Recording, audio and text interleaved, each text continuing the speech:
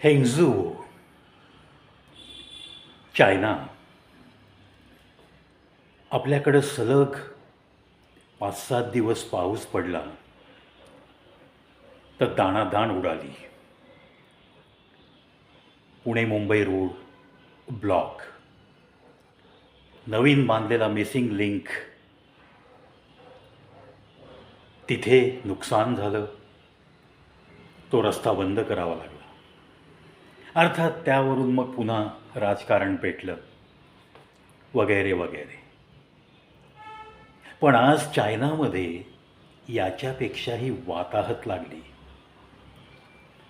इतका मोठा पूर आलेला आहे. आणि मग हा हॉंगझू भाग, एका प्रायव्हेट झूचा भाग, ज्या ठिकाणी प्राण्यांना बंदिस्त करून ठेवलं जातं. काही विषारी साप पण पाळले जातात, ज्यांच्या विषापासून औषध निर्मिती केली जाते. काही साप चायनामध्ये खाण्यासाठी पाळले जातात. काही साप त्यांच्या कातडीपासून पर्सेस, पाकिट अशा काही वस्तू बनवण्यासाठी पाळले जातात. म्हणजे त्यांची कातडी उपयोगात आणली जाते.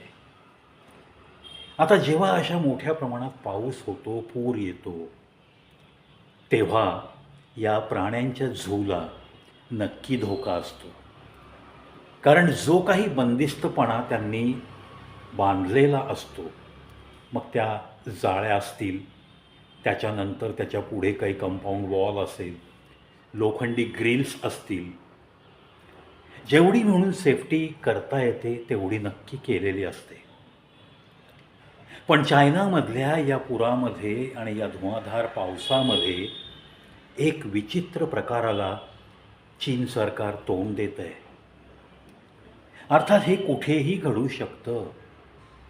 अगदी पुण्यातली तुमचं कात्रजचं सर्पोद्यान जे आहे, तिथं जितके म्हणून प्राणी आहेत, माझ्या तर डोक्यात असा विचार आला की आपल्या भारत देशामध्ये तर इतकी मोठी सेफ्टीची व्यवस्था केलेली नसते. कुठे ना कुठे ते इन्फ्रास्ट्रक्चर कमी पडतं आहे, हे आजही आपल्या डोळ्याला दिसतं आहे. आता या चीनमध्ये, या होंगझू प्रांतामध्ये असं काही घडलं की ज्या ठिकाणी विषारी सापांना, ज्याला आपण स्नेक फार्मिंग म्हणतो, पाळलं जातं.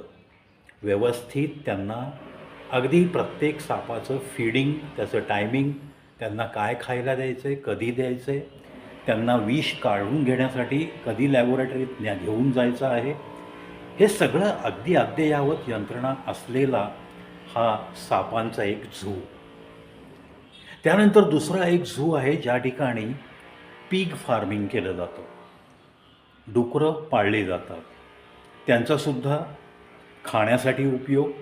चायनामध्ये असं बोललं जातं गमतीने की फक्त माणूस खायचं राहिलं आहे. 4 पायावरती रेंगणारे आणि सरपटणारे असे कोणतेही प्राणी चायनाला खाण्यामध्ये वर्ज्य नाही आहेत.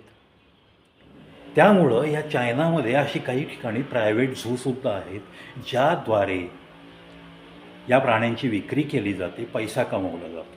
मग ते डुकराचं फार्म असो, झेब्रा असो, डॉंकी असो, गाढवंसुद्धा पाळली जातात, ती खाण्यासाठीच.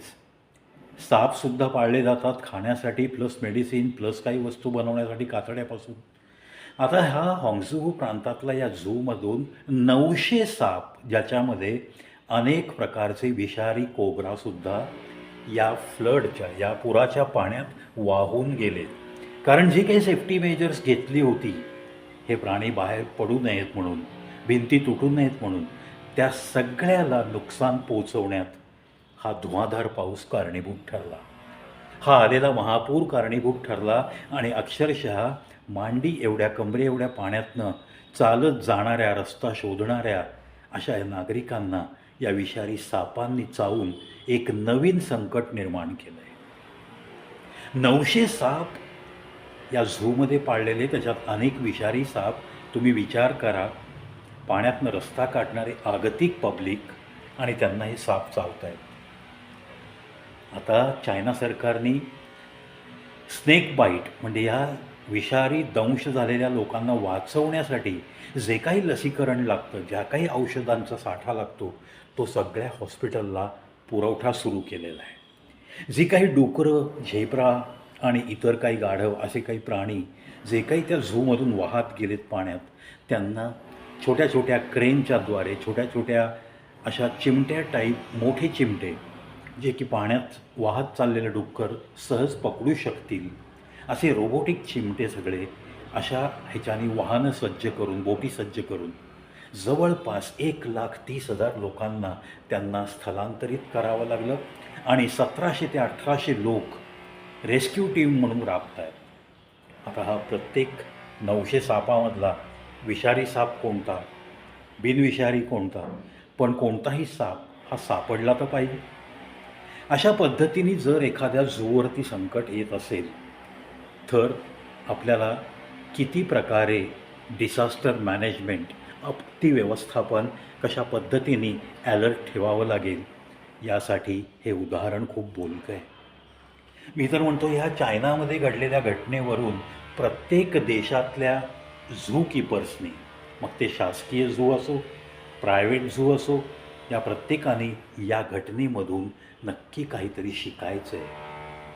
कारण तुम्ही नुसती कल्पना करा की तुम्ही सहज चालला आहात, असा अंधुकसा प्रकाश आहे आणि तुमच्या पायाखालून 2 साप गेलेत. तुम्हाला माहीत पण नाही आहे त्या सापाची जाती काय आहे, तो विषारी आहे का बिनविषारी आहे, हे तर तुम्हा सामान्य माणसांना ते ज्ञान अवगत नसतं.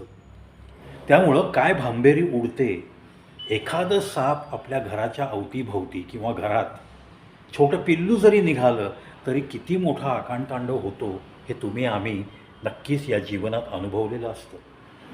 आज आपण सर्पमित्रांना ताबडतोब बोलावतो, मोबाईलची व्यवस्था आहे म्हणून तितकंसं या संकटातलं गांभीर्य अजूनही कोणाच्या मनापर्यंत पोचलेलं नाही आहे.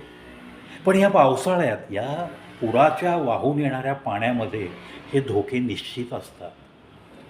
मागच्या 1-2 वर्षाखाली जेव्हा सांगली, कोल्हापूर साईडला पंचगंगेचं पात्र दुथडी भरून वाहत होतं, कृष्णेला पूर आला होता, जेव्हा गावागावात पाणी शिरलं होतं, पहिल्या मजल्यापर्यंत घरं पाण्याखाली होती, तेव्हा आपण टी व्हीवर बघितलं आहे की त्या पाण्यात वाहत आलेल्या मगरीसुद्धा त्या पहिल्या मजल्यावरच्या कौलावर शांतपणे पहुडलेल्या दिसल्या. म्हणजे हा धोका ज्या ज्या ठिकाणी पाणी वाढतं त्या ठिकाणी नक्की असू शकतो. आणि मग त्यातून जर अशा पद्धतीने एखादं झू उद्ध्वस्त झालं आणि त्यात जर काही हिंस्त्र प्राणी असतील, विषारी साप असतील किंवा इतर कोणतेही प्राणी असतील ज्या योगे माणसाला धोका उद्भवू शकतो, असे जर वाहत वाहत तुमच्या दारापर्यंत आले, घरापर्यंत आले,